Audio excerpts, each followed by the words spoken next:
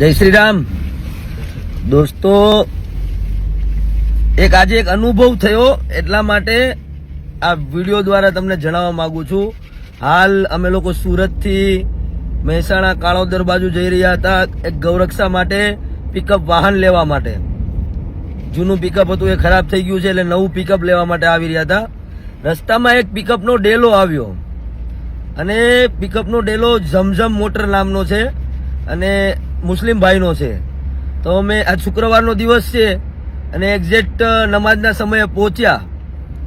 Cache રૂપિયા લઈને આવેલા છીએ. અમે રિક્વેસ્ટ કરી કે અમારે આગળ નથી જવું અને અહીંયા જ પિકઅપ છે, અમને ગમી ગયા છે તો લેવું છે. તો એ ભાઈએ એવું કીધું, તમારે લેવું હોય ને તો બી તમારે 2:30 વાગ્યા પછી, અમારો નમાજનો સમય છે, 2:30 વાગ્યા પછી આવજો. મેં કીધું કેશ રૂપિયા લઈને જ જવાનું છે તો બી ના પાડી. અને આ જ જગ્યા પર જો આ ડેલો કદાચ આપણા કોઈ હિન્દુનો હોત અને આરતીના સમયે કેશ રૂપિયા લઈને અમે લોકો જો ત્યાં કઈ સાધન લેવા પહોંચ્યા હોત, એ વ્યક્તિ પેલા એ સાધનનું વેચાણ કરત અને પછી આરતી કરવા જાત. ફર્ક કેટલો છે સમજો કે એ લોકો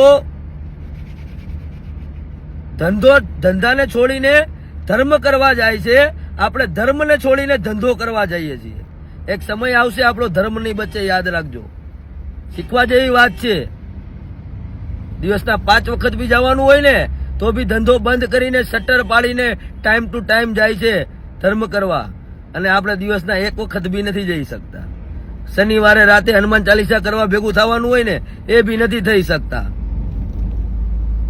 એટલે એક સમય આપણો જેવો આવશે ને ત્યારે આપણો ધર્મ જ નહીં બચે.